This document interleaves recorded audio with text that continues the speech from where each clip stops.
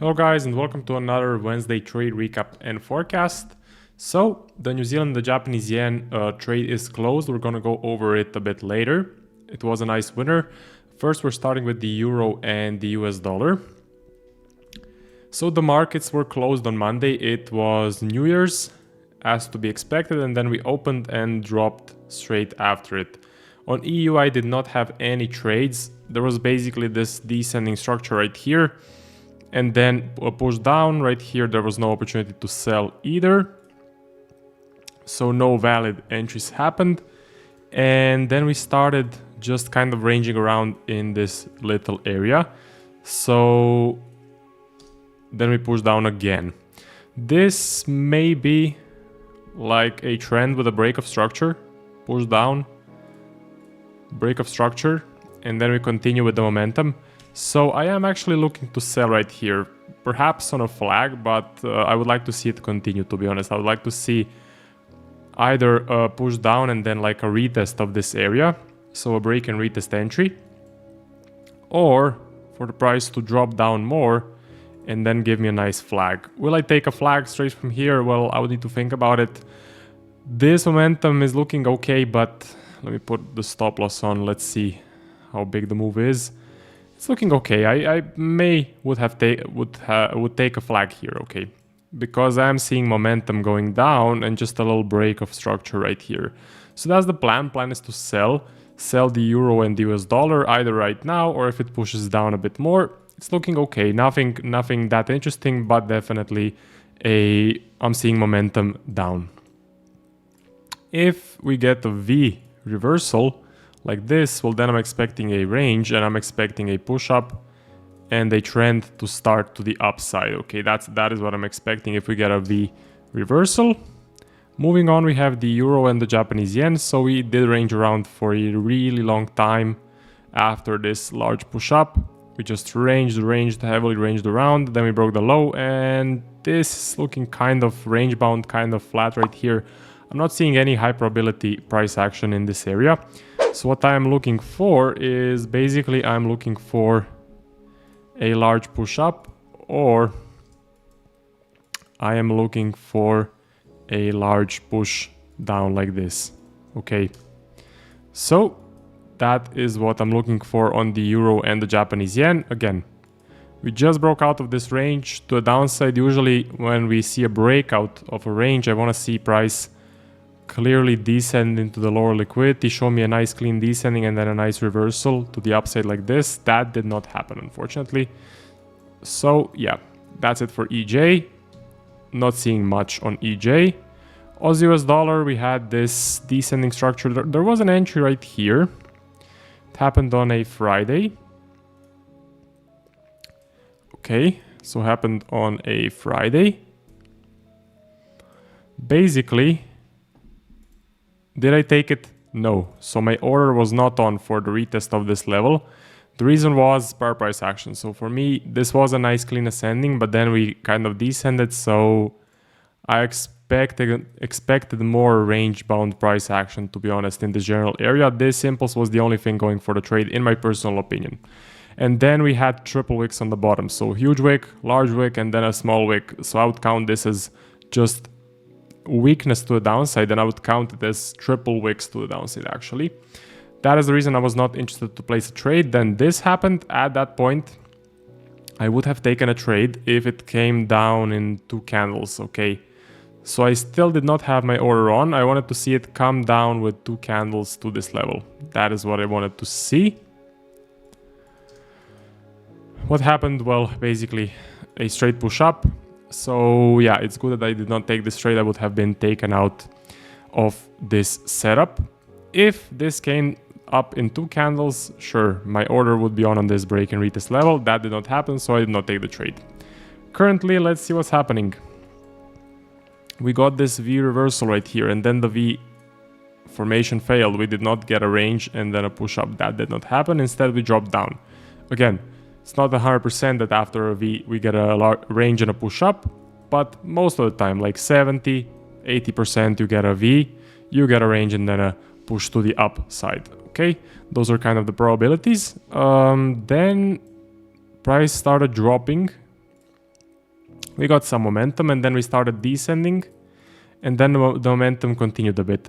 Now this is not really a good sign. I do not like this descending channel. It may be just a break of the trend structure, and then we continue dropping down. But on the Aussie and US dollar, I do not like this like descending and then a push down, okay? These formations I do not like on the Aussie US dollar. So I'm being a bit more careful, but if a nice flag forms, I will take it, okay? If a nice flag forms right here, I will be interested to look for a sell, or if a nice break and retest forms, I will look to sell as well. If any warning signs form, like huge wicks, momentum shifts, I'll be much more patient. I want to see like a really clean entry right here, since the power price action is not looking the best. So I am looking to sell, but I'm looking for a nice clean no-brainer entry setup, because even if you take out this price action, if this did not exist, this by itself is enough for me to look for a sell. So even if this came from like a flat range and then we got this sort of momentum, I would still be looking for sells, but very nice high probability sell entry setups, because I'm seeing nice momentum in this candle. This candle is nice, clean close, clean close. This one is currently nice, so clean close currently as well. Let's see how the candle will close. Aussie Japanese Yen, I did take a setup here. It was a loss. Okay, so let's see why I took it. So we did have a loss on the Aussie Japanese Yen. What was I seeing? Well, first we had this, same as on the Euro and the Japanese Yen, large range, broke the high barely and then dropped. And right here I was starting to see, well, some nice momentum down. I mean, we got this leg, this bit of a break of structure, but then we continued with the momentum down. So I did like that. And I did like this final push as well. Clean close, okay, small wick, but looking very nice, very strong momentum. This was the only bullish candle. Yeah, okay, this is not a perfect trade. This is like on the edge, so this is not really no-brainer, but it's kind of on the edge between being valid and high probability for me personally. I did decide to take it in the end because it was Thursday and the entry setup was looking okay as well. We got a flag right here. No real momentum shift in the flag, so not much bullish pressure inside of this flag. But I do have to agree, okay, this is the flag and then the entry candle is the red candle, but I do have to agree power price action is not looking the best. So usually when you get a large push, price just ranges around in this general area, okay. So yeah, but because it broke the high, retraced, and we got some momentum going down, as you can see in this leg, so 3 nice bearish legs, I was willing to take a 1% risk on a Thursday. So this was a loss. What happened next? Well, price kind of started descending around. Not the cleanest descending, okay, not the cleanest descending right here. Breaks of structures, I have to say. Break of the low, break of the low, break of the high, break of the high, break of the low, low, low, break of the high, break of the high. So overall, sure, it is descending. Is it a clean descending? No, it is not a clean descending. Definitely not the cleanest descending. Inside of the descending, we're seeing some corrective price actions. So I'm being a bit more patient. But look, if we get a nice descending like this, if it starts to clean up a bit, I will be interested in looking for a reversal setup like this. Okay, but I need to see the descending clean up. Or if we get a large push from here, I'll look for a buy as well, but I need a large impulse.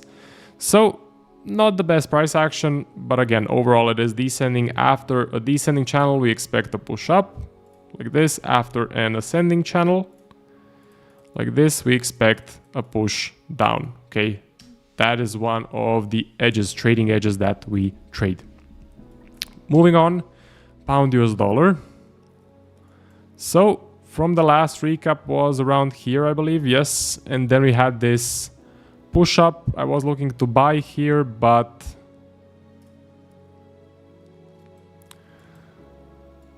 this by itself was not enough for me to look for a trade.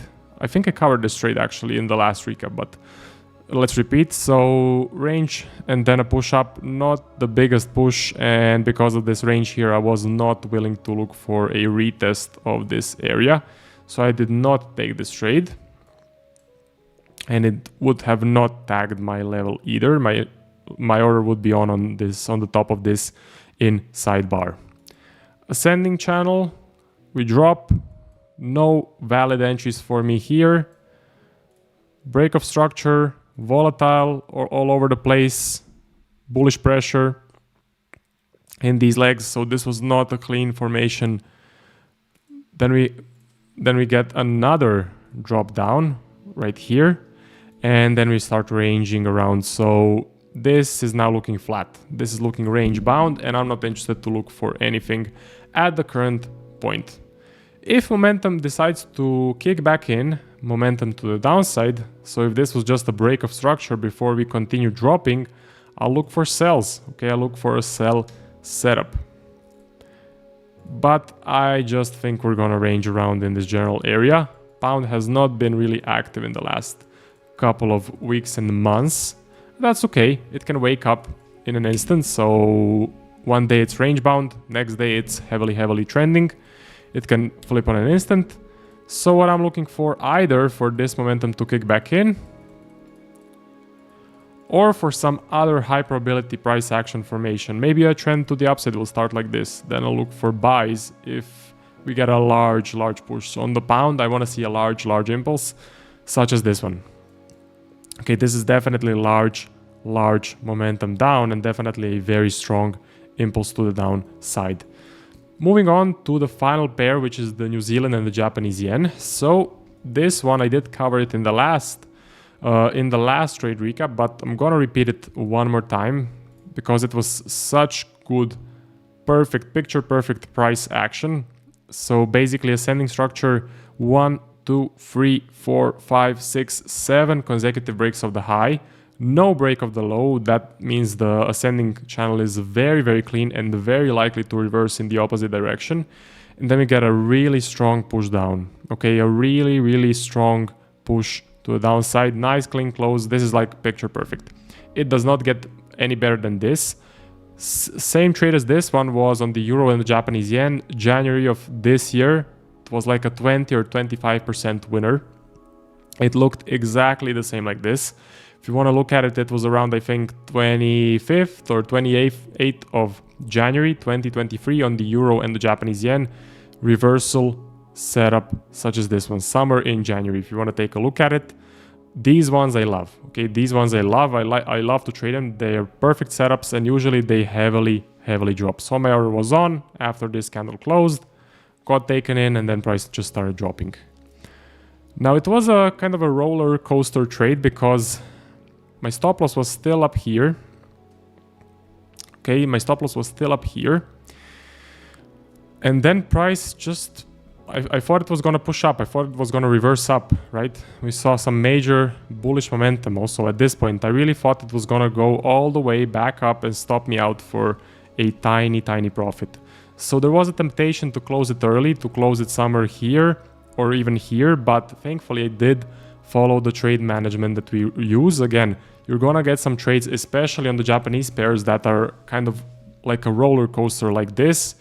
Basically, you get a large push in one direction and then price heavily retraces and maybe even reverses completely.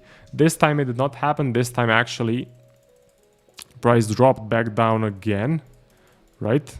So price dropped back down again, but sometimes it will actually stop you out. Now that's part of having a fixed trailing stop loss rule.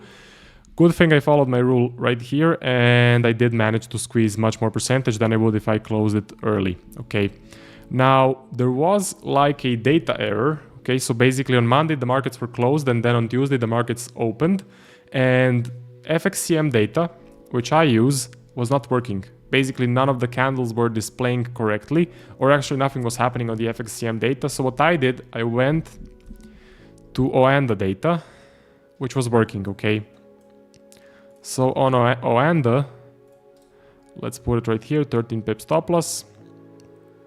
On ON, the data, this candle right here when the market opened, this right here broke the low.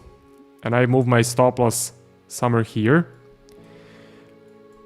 I think I moved it somewhere around here. Okay, so that's where my stop loss was. And I kind of compared it to my MetaTrader data as well. So I found a stop loss area that I like through MetaTrader and Oanda.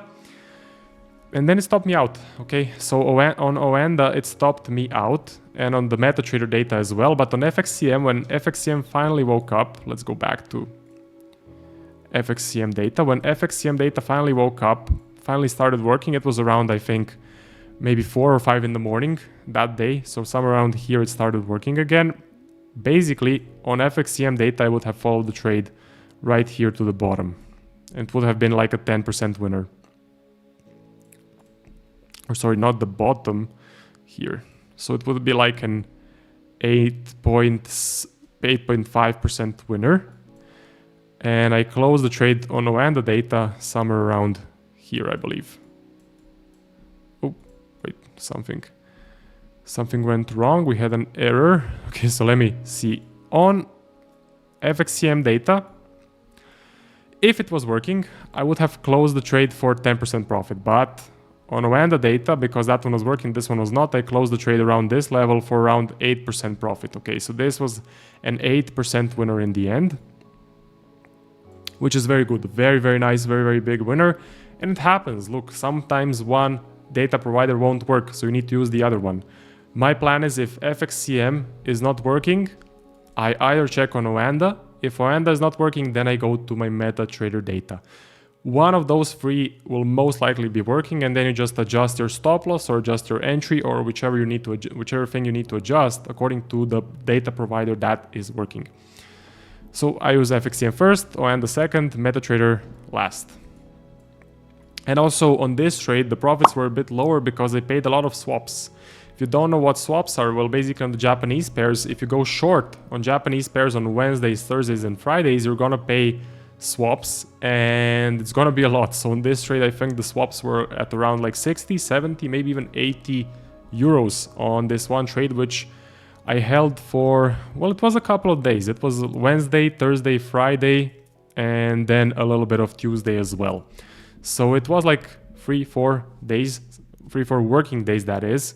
And it's gonna happen. Okay, so you're gonna pay swaps. If you go short on the Japanese pairs, it all has to do with interest rates. If you want to know more about it, I'm not gonna go into it right now, but you can look online, look on baby pips, look on the internet. You will find a lot of answers. Just type in Forex swaps and you will see everything about that. So yeah, on Japanese pairs, the swaps are very, very expensive. And this was, I think, like a 680 euro winner on my personal account, but I only end up getting like 610 euros, something like that.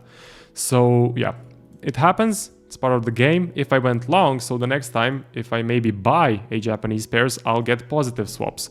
So I'll get an extra 60, 70, 80 euros onto my profit from the trade. So it sometimes goes against you. It sometimes goes in your favor. You never know. In the end, in like 5-year period of trading, it will for sure balance out.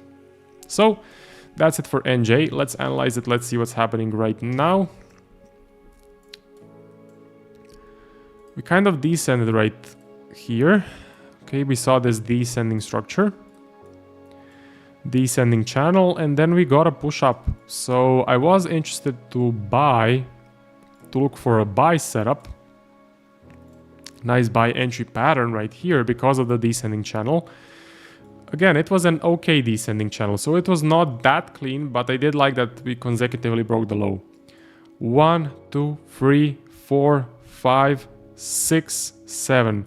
7 consecutive breaks of the low. Not as clean of a channel as this one, but still consecutively breaking only the lows. None of the highs were broken in this structure. So I do expect this to kind of give me a nice push up, as I said. When you see consecutive breaks of the low, 5, 6, 7, 8 consecutive breaks of the higher the low, you can expect a nice uptrend in the opposite direction. It's a very, very high probability setup. So right here, I am looking for an entry, but then this I don't like. Okay, we kind of started to see a bit of a momentum shift down. So will it take a flag here? I don't think so. With this momentum shift, I don't think I'll be looking for a flag. Maybe I'll take it. Also, we have this triple wicks on the top, so I don't like that part either. Right? Triple wicks, shift in momentum. Not the best. Not the best. But I want to see it push up. If we get something like this, I'll 100% look for a setup. So if it continues, I will 100% look for a buy setup. Flag or break and retest, I'll be very, very interested to take it because of this nice descending structure right here, consecutive breaks of the low. Okay, so I am 100% interested in looking for longs somewhere around this area, and we also got this confirmation that the price was ready to push up with this leg of bullish momentum right here.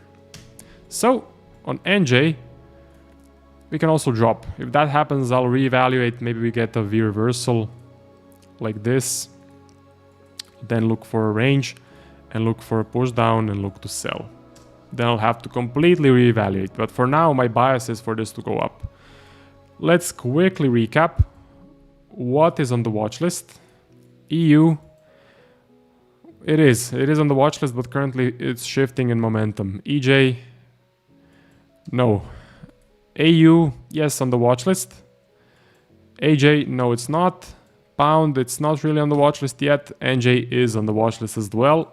So 3 pairs on the watch list, 3 are not. That's it for the straight recap and forecast. See you guys next week in the next video. And it's January, so remember that in January, February, March, we do get some really, really nice trends. The strategy I trade usually produces the best returns in Q1, so January, February, and March. Be alert, look for trends, but follow your plan as well. Don't start taking random setups everywhere on the chart, and watch out for range-bound market conditions. Make sure that you are buying or selling in trending conditions if you are a trend trader, of course. That's it. See you guys in the next video.